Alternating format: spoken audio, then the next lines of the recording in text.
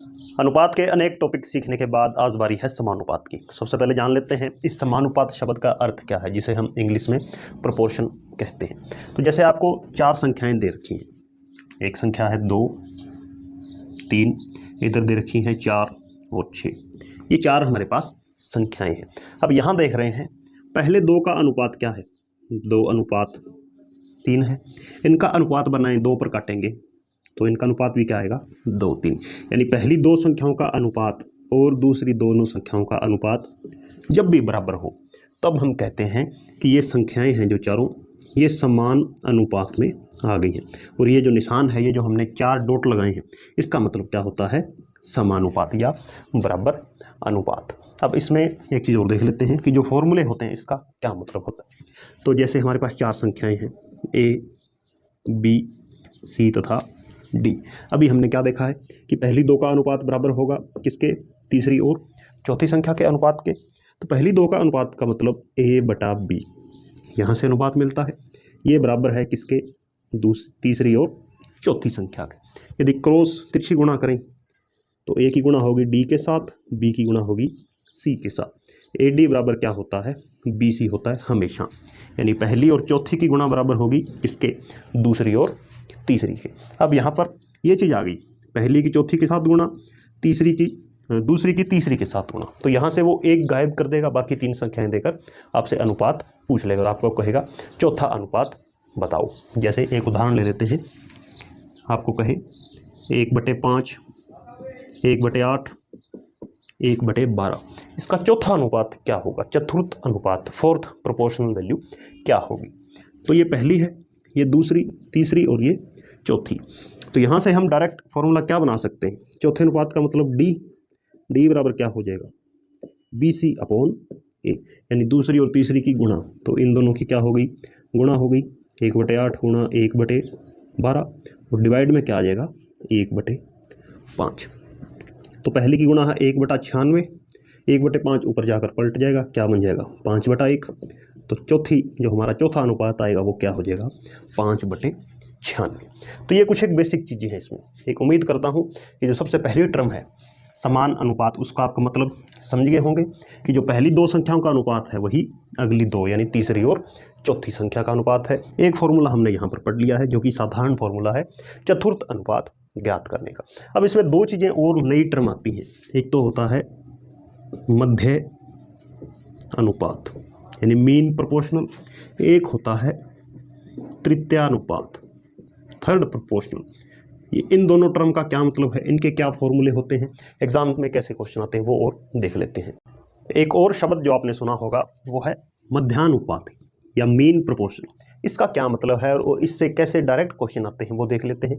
तो मध्यानुपात का मतलब क्या है, इसका मतलब ये होगा कि कोई संख्या x है वो हम यह कहें कि a और b के मध्यानुपात में है। इसका क्या मतलब होगा कि x का जो a के साथ अनुपात बनता है, यानी पहली संख्या अनुपात x, ये बराबर होगा, यानी ये जितना अनुपात है उतना ही अनुपात, समान अनुपात क्या होगा इसी x का इस दूसरी संख्या के साथ b के साथ। ये चीज़ क्या होती है, इसको हम बोलते हैं मध्यानुपात। यानी कि जो बीच के दोनों पद हैं इनकी वैल्यू क्या होती है, सेम होती है। दोबारा कहें, पहली संख्या के साथ x का अनुपात और फिर x का अनुपात दूसरी संख्या के साथ। फिर यहाँ से हम देख सकते हैं कि ये तो पहला अनुपात तो है a/x, दूसरा अनुपात है x/b। तिरछी गुणा करें तो x की x के साथ गुणा x² बराबर a गुणा b ab। तो आपको कहे मध्यानुपात निकालो तो डायरेक्ट फॉर्मूला क्या बनेगा, यानी स्क्वायर इधर आकर क्या बन जाएगा, अंडर रूट। तो x बराबर √ab, ये आपने फॉर्मूला याद रखना है। अब इस पर एक डायरेक्ट क्वेश्चन यदि हम करना चाहें तो जैसे हमें दे दिया कि दो संख्याएं हैं 15 प्लस √200, ये एक संख्या है, और दूसरी है 27 माइनस √648। अब इन दोनों संख्याओं का हमें मध्यानुपात निकालना है, मीन प्रोपोर्शन इनका फाइंड करना है।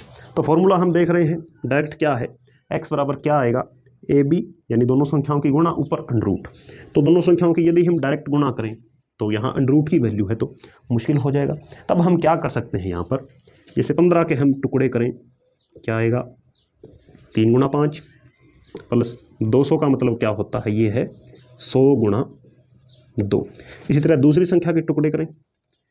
27 को लिखेंगे 3 गुणा 9 27 और 648 क्या टुकड़े करें। यहाँ 2 है, यहाँ भी 2 के टुकड़े करने होंगे, यानी इसको 2 से भाग दे देते हैं डायरेक्ट। तो 324 गुणा 2। अब देखें क्या बन रहा है। तो 3 गुणा 5 ये पड़ा रहने दो। √100 से जब बाहर निकलेगा तो क्या निकलेगा 10 और ये क्या हो जाएगा √2। ये तो हो गई हमारी पहली संख्या। फिर यहाँ 3 गुणा 9 ये पड़ा रहेगा। ये √ जो 324 है इसकी वैल्यू क्या होती है 18 होती है और √2 यहाँ भी पड़ा है। अब हमें दोनों की गुणा करके ऊपर √ लगाना होगा, तो पहले गुणा कर देते हैं। तो गुणा करने के लिए ये एक संख्या है और इधर ये दूसरी संख्या है। तो यहाँ से यदि हम देखें दोनों के अंदर 5 कॉमन आ रहा है, तो 5 बाहर लिख लिया। यहाँ क्या बचेगा 3 प्लस ये 10 है, 5 तो हमने बाहर निकाल लिया, क्या बचेगा 2। तो 2 √2 गुणा इनमें देख रहे हैं 9 कॉमन है दोनों तरफ, तो 9 गुणा 3 माइनस ये क्या हो जाएगा 2 √2। इनकी अब गुणा करनी है। तो यदि हम देखें 5 की गुणा 9 के साथ क्या हो गई 45, इनकी भी गुणा होगी आपस में। तो a + b a - b, इसका मतलब क्या होता है a² - b²। तो a का स्क्वायर 9 माइनस b का स्क्वायर 2 √2 का स्क्वायर, तो 2 का स्क्वायर 4 √2 का 2, तो 9 माइनस 8, तो कितना आ गया 45। लेकिन ऊपर √ भी होता है। √45 को यदि हम बाहर निकालें तो इसको क्या लिख सकते हैं 9 गुणा 5। 9 का वैल्यू हो जाएगा 3, 5 का √5, तो 15 प्लस √200 और 27 माइनस √648, इसका मध्यानुपात क्या हो जाएगा 3 √5, जो कि हमने डायरेक्ट इस फॉर्मूले से प्राप्त किया है। तो ये काफ़ी इंपॉर्टेंट फार्मूला है, डायरेक्ट इससे क्वेश्चंस पूछे जाते हैं। मध्यानुपात के बाद सीखते हैं तृतीयानुपात, थर्ड प्रोपोर्शन क्या होता है। तो थर्ड प्रोपोर्शन का यही मतलब है कि जैसे कोई संख्या ये अन्य दो संख्याओं यानी पहली और दूसरी संख्या के साथ इस तरह से अनुपात में है कि जो अनुपात पहली दो संख्याओं का होता है a और b का, सेम वही अनुपात इस दूसरी संख्या का इस तीसरी संख्या के साथ है। यानी पहली संख्या का दूसरी के साथ अनुपात बनेगा, वही अनुपात दूसरी संख्या का तीसरी के साथ बनेगा। इसे बोलते हैं तृतीय अनुपात या थर्ड प्रोपोर्शन। तो यहाँ फिर से एक फॉर्मूला बन सकता है। पहली दो का अनुपात को हम लिखेंगे a/b और समानुपात में है तो बराबर कर देंगे अगली दो का अनुपात। तो दूसरी और तीसरी का अनुपात क्या लिखा जाएगा b/x। तिरछी गुणा करें ax बराबर b², x बराबर क्या आ जाएगा b²/a। यदि आपको कहे तृतीय अनुपात बताओ तो डायरेक्ट हम इस फॉर्मूले का इस्तेमाल कर लेंगे। दो संख्याएं हमें दी होंगी, आपको पूछेगा तृतीय अनुपात बताओ, तो दूसरी संख्या का स्क्वायर बटे पहली संख्या। जैसे आपको कह दे एक संख्या 15 है एक 20 है, इसका आपको थर्ड प्रोपोर्शन ज्ञात करना है, तृतीय अनुपात क्या होगा। तो हम डायरेक्ट दूसरी संख्या का क्या कर देंगे स्क्वायर कर देंगे, 20 गुणा 20, पहली से भाग कर देंगे। कट रहे हैं वो काट देते हैं, 5 चौके 20, 5 3 80/3 या 26 3 78, 26 सही 2/3, ये क्या हो जाएगा थर्ड प्रोपोर्शन हो जाएगा। इसको यदि और हम सिंप्लीफाई करना चाहें, जैसे कि क्वेश्चन है 15 और 20 का तृतीय अनुपात बताओ, तो जो अनुपात 15 और 20 का है वही अनुपात क्या होना चाहिए 20 का। इस जो नया अनुपात हमें ज्ञात करना है वो यहाँ पर लिखा जाएगा। तो बीच के दोनों की गुना 20 गुणा 20, पहली से भाग, तो ये होता है थर्ड प्रोपोर्शन। इस फॉर्मूले से भी डायरेक्ट क्वेश्चन पूछे जाते हैं, या कई बार जो हमने मध्यानुपात का फॉर्मूला सीखा है उसका और इस फॉर्मूले का मिलाकर क्वेश्चन पूछ ले जाते हैं। तो अब हम जो तीनों हमने टर्म सीख ली हैं, समानुपात क्या होता है, चौथा समानुपाती कैसे निकालते हैं, मध्य अनुपात कैसे निकालते हैं और तृतीय अनुपात कैसे निकालते हैं। अब हम इनके थोड़े क्वेश्चंस भी कर लेते हैं। समानुपात टॉपिक से क्वेश्चन शुरू करते हैं। पहला क्वेश्चन है कि 2, 5, 4 के चौथे समानुपाती का 2.5 व 0.016 के मध्य अनुपाती का अनुपात बताना है। यानी पहला काम करना है इनका चौथा अनुपात निकालना है, दूसरा काम इनका मध्य अनुपात निकालना है, फिर तीसरा काम फिर उनका हमें आपस में अनुपात भी बताना है। तो पहली चीज़ तो जानते हैं कि जो 2, 5, 4 इनका जो मध्य जो चौथा समानुपाती होता है उससे हमारा मतलब क्या होता है कि पहली दो संख्याएं जिस अनुपात में हैं उसी अनुपात में, बराबर अनुपात में तीसरी संख्या और चौथी संख्या हमारी होती है। तो इसका फॉर्मूला डायरेक्ट हमने सीखा था कि बीच की दोनों संख्याओं का गुणा, तो 5 चौका 20 और पहली संख्या से हम कर देते हैं भाग, तो क्या आ जाएगा 10। तो चौथा अनुपात तो हमने निकाल लिया 10। अब निकालते हैं हम मध्य अनुपात, किस किस का, एक तो 2.5 का और एक संख्या है हमारी 0.016।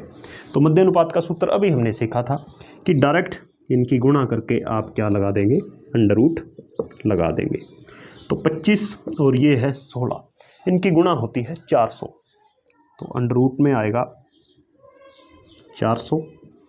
लेकिन कितने पर पॉइंट है, 3 पॉइंट यहाँ है और 1 पॉइंट ये है, तो 4 अंकों के बाद क्या आएगा पॉइंट, यानी अंडर रूट से बाहर निकलेगा तो क्या आ जाएगा, ये जैसे 2 जीरो ये हटा सकते हैं, इनकी कोई वैल्यू नहीं।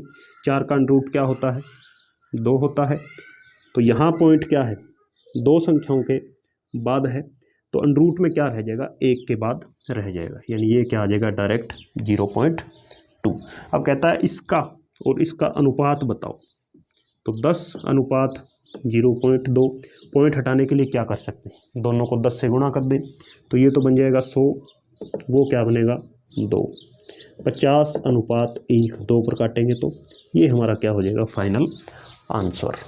समानुपात आधारित एक और प्रश्न है कि संख्याओं 54, 49, 22, 21, इसमें से प्रत्येक में से जब हम संख्या k घटाते हैं तो जो संख्याएं मिलती हैं वो हमें समानुपात में प्राप्त होती हैं, तो k का मान बताना है।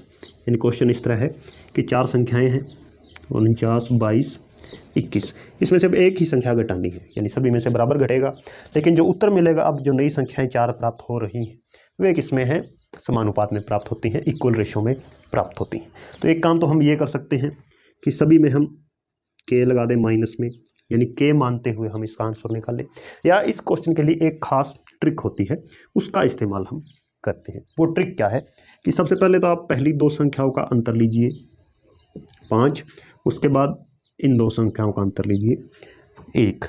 अब इस 5 की गुणा आपने, यानी अब आपको एक युग्म चुनना है, या तो आप ले लो पहली और तीसरी, तो 5 की गुणा 22 के साथ, 1 की गुणा 49 के साथ, या आप क्या कर सकते हैं दूसरी और चौथी संख्या, यानी 5 की गुणा चौथी के साथ, इसकी संख्या दूसरी के साथ, दोनों ही तरह से आंसर निकल आता है।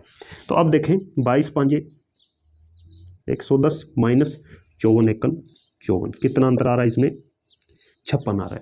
इस 56 को हमें डिवाइड करना होगा किससे, ये जो हमने संख्याओं का अंतर लिया था उसके अंतर से, तो 5 में से 1 घटाएं 4, 14 चौके 56, ये डायरेक्ट आंसर आएगा किसका, k का हमें वैल्यू मिलेगा। तो इस क्वेश्चन के लिए आंसर क्या हो जाएगा 14। इनवर्स रेशियो यानी उल्टा अनुपात, विपरीत अनुपात, यहाँ से भी एक क्वेश्चन डायरेक्ट पूछ लिया जाता है कई बार। तो ऐसा ही प्रश्न है कि a अंडर रूट b के विपरीत तथा सीधे c के रूप में बदलता है। इस लाइन का मतलब एक बार समझ लेते हैं कि a का इस संख्या अंडर रूट b के साथ तो विपरीत अनुपात है, उल्टा अनुपात है, रिवर्स में है, इनवर्स में है, लेकिन c के साथ सीधा है, यहाँ जो रेशो है वो डायरेक्ट है। तो ये इस लाइन का मतलब है। अब कहता है कि जब a बराबर 8 और c बराबर 5 हो तब b का मान कितना निकल के आता है 20.25। फिर कहता है कि जब a का मान 18 होगा और c का 3 होगा तब b का मान क्या होगा। तो पहले इस चीज़ को समझें, a और इसने कहा है कि c है वो तो सीधे रेशो में, तो वो तो सीधा ही आ जाएगा, यानी दोनों का अनुपात है वो इक्वल है।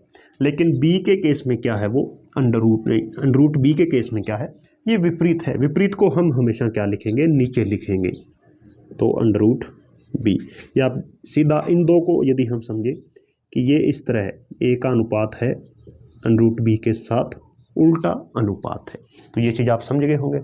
अब इस चीज़ में हमें ये वैल्यूज़ पुट करनी होगी। पहले a को देखें, a पहले कितना था 8 था, दूसरी बार कितना है 18 है, तो 8/18 a1 बटा a2, ये एक रेशो है, ये आपने इक्वल पुट कर देना। पहले तो c वाला क्या है 5/3 गुणा में इस अंडर रूट b वाला, तो अंडर रूट b का पहले कितना था सॉरी, यहाँ एक चीज़ अभी हमने सीखी है कि b वाला नीचे आएगा क्योंकि वो उल्टे अनुपात में है। तो यहाँ यदि हम लिखें b1 बटा b2 तो उसको उल्टा कर देंगे, यानी b2 तो ऊपर चला जाएगा जो कि हमें निकालना है, b1 नीचे रहेगा। तो b1 की वैल्यू क्या है 20.25, और इन दोनों को हम किस में लगा देते हैं अंडर रूट में, क्योंकि ये वैल्यू क्या है अंडर रूट b की हमें दी हुई। तो ये चीज़ समझने के बाद अब यहाँ इसको हम ईजिली सोल्व कर सकते हैं। कैसे, इन दोनों को तो हम इधर ले आएंगे, तो ये क्या हो जाएगा 8/18 गुणा 3 ऊपर आएगा 5 नीचे, 3/5 बराबर ऊपर रहेगा अंडर रूट b2, नीचे 20.25। 2025 किसका वर्गमूल होता है 45 का होता है, तो ये किसका हो जाएगा 4.5 का। तो 3 से ये कट रहा है 6 पर, नीचे क्या हो गया 6 5 30, 8 की ऊपर गुना हो जाएगी इसके साथ 4.5 के साथ, नीचे क्या है 30 है। तो ये यदि हम पॉइंट हटाएं तो नीचे क्या लगाना पड़ेगा 10। अब कट रहे हैं 15 दूने 30, 15 तिये 45, 2 चौके 8, 4 तिये 12 और नीचे है 10, यानी 1.2। ये किसकी वैल्यू आ गई अंडर रूट b2 की। हमें निकालना क्या है b का मान निकालना, तो अंडर रूट हटाना पड़ेगा। अंडर रूट कैसे हट सकता है यदि दोनों तरफ हम वर्ग कर दें, तो दोनों तरफ वर्ग करेंगे तो इसका वर्ग 12 का वर्ग होता है 144, 1.1 और आगे चला जाएगा, ये किसका मान आ जाएगा b का मान आ जाएगा 1.44।